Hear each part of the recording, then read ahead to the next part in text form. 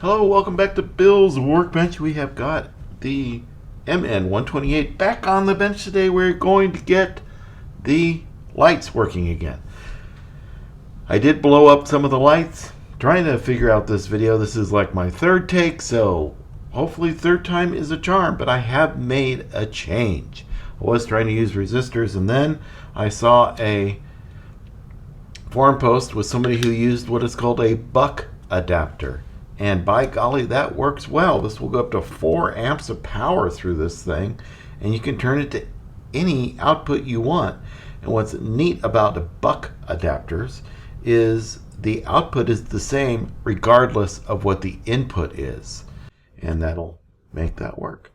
There's a little potentiometer on there. You use a very tiny screwdriver and twist that while it's on and you're doing the measuring, and you can get your voltage adjusted to what you need. It's a very, very fine turn. So it's like a little bit, wait, a little bit, and wait. And you can figure out what's going on. So the plan is I want this buck adapter to live on in the battery tray. We're probably going to mount it like right here on the side. That way, if I want to put lights on the body or on the frame, I can do that. If I want to put some lights hanging down, if I want to put some lights on the bumpers, I can do that. I can connect it to this buck adapter here. I won't have to put another one in. Really don't care about turning the lights on and off from the radio. It's not really a feature that I use. I mean, it's cool to try it once or twice, but no, you just drive it with the lights on. Who cares? If I want to drive with the lights out, I just won't plug the lights in. Because what I have to do is I will have to make a connector for these wires in order to connect to here. So what kind of connectors are we going to use? Well, I have these extensions right here, and I have one that I've already cut up. So this one that I'm going to cut up will go from the radio to the buck adapter.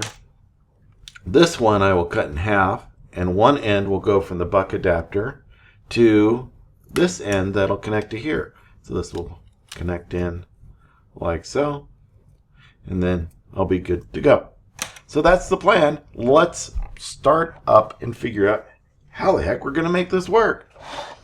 If you're with me this far, obviously you're interested. Thank you so much. So let's start with this side, and then we'll work on this side, because this side has some stuff to do with more wiring.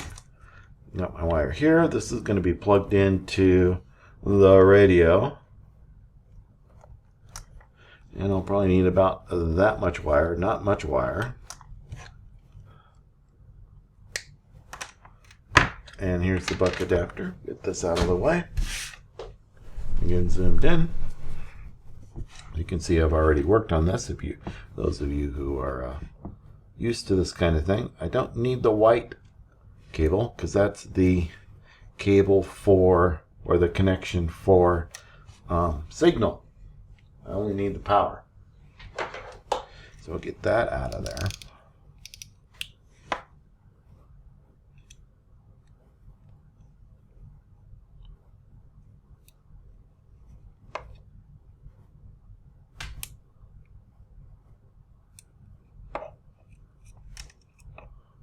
There we go. Just that. On this side, I'm not worried about it. I need my fancy wire strippers here.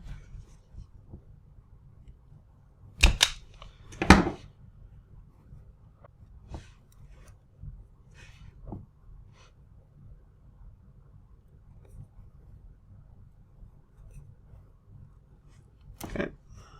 Soldering iron ready to go.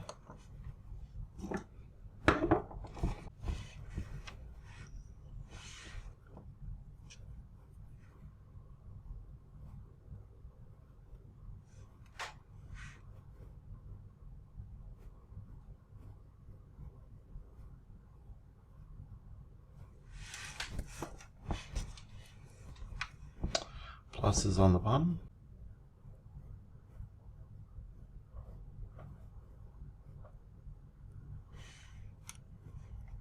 All right.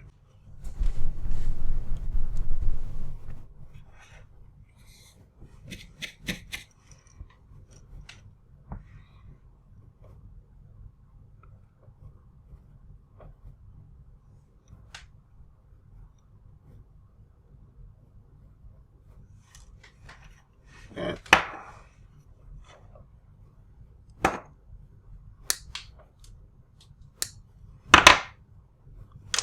And we'll get this one. This is the female connection. We're going to give ourselves a little bit of a pigtail on that. Not much though. Not that much. This one doesn't need the white one, but can't get it out of there. So we'll just snip it.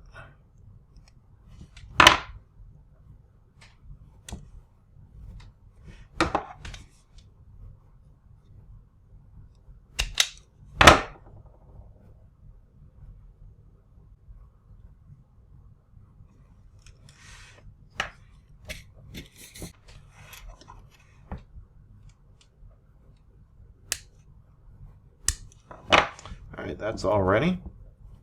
We've got the positive and the negatives. We got the in, that'll be from the radio.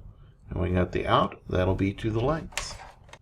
I want to put this about right here, I think. Yep. We'll get that plugged in.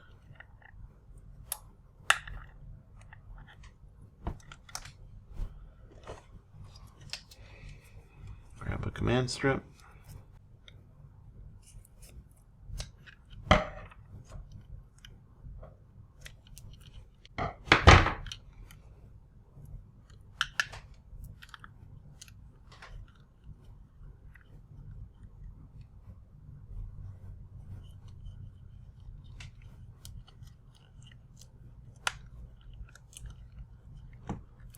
Right.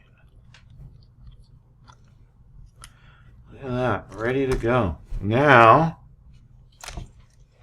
the other part. So here is the wire that went to the old receiver. So what I did was, I took the old multimeter and put it on the, there is a mode on the meter that, so when you press these, click these together, beeps. That's a continuity test. So I did one end and then figured out where it went on all the other ones. And that's how I figured out this schematic. So here is the main connector wire, this color. This is the wire for these guys, colors for those guys, and then what they do. So I want to just have all the lights turn on except for the reverse lights. So blue, I'm not going to connect. So blue is indeed, yes, go away blue. All right. So white is the common positive. So that's going to go to the red connector on this, not that, on this. So the red is going to go to white, and then everything else is going to go to black.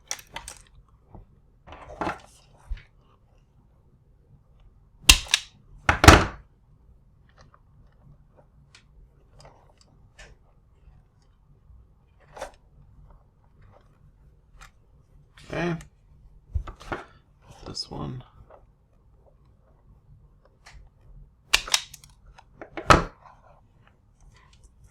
And then this, I want it to be about that long. Don't need the white one, so we'll take it off. Okay.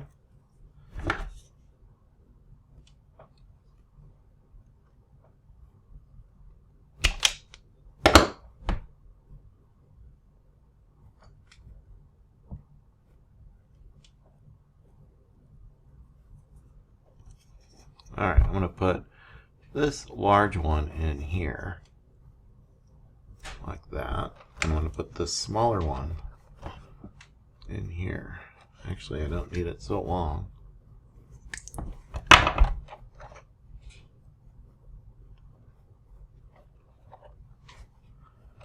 Okay, and let's get our soldering iron going working again, and we'll tin those and splice them together.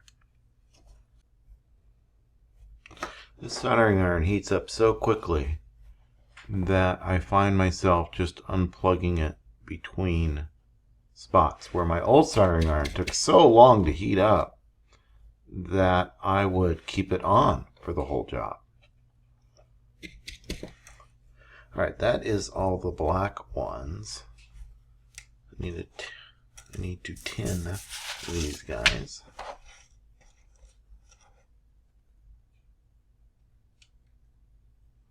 I'm not going to use the method for splicing that I showed you in a different video because these wires are so small.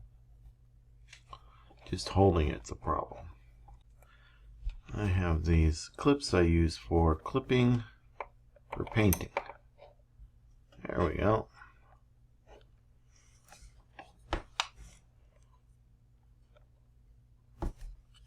And tin that.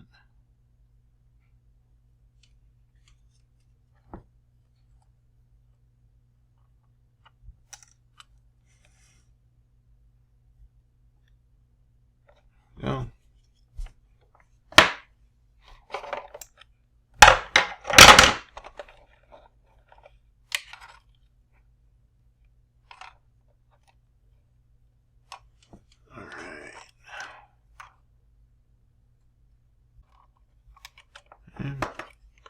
And this one will go in and cover them both.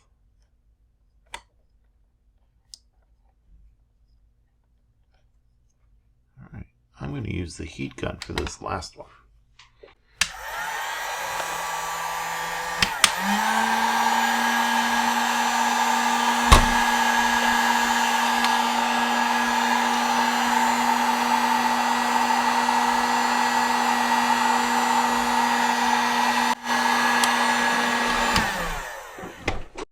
I would say it's a moment of truth, but I forgot to charge a battery.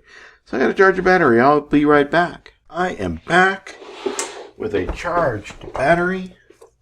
So excited. Let's see what happens.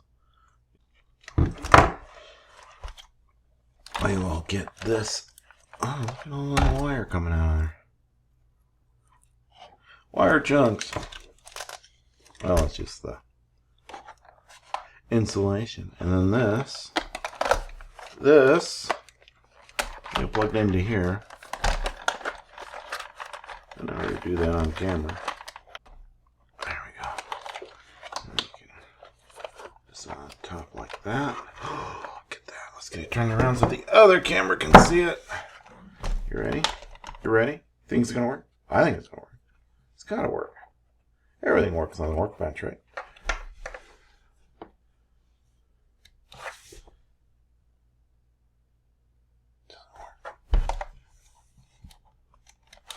Why not?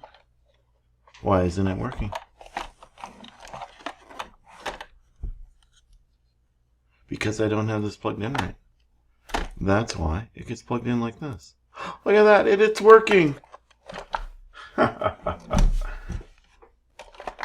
Alright. And then you'll see in the back I have one that is bright and one that is not. I blew this one up. Shame on me. Oh well. I'll fix it later. I wanted to get the front lights working so when I went to crawl Venture, I could crawl with some Venture. So there you go. That's how you get the lights working again on your MN128 when you replace the radio. But you know what? That'll work in just about any RC car. Using those buck converters, you can convert the voltage. It doesn't matter what the input voltage is. So now I can set my servo voltage higher if I wanted to. And the lights would still work because the buck converter would do its job. So thanks for watching. Thanks for all your support, all your help in the channel. And we will get another video going and we'll see you soon. Have fun and happy crawling.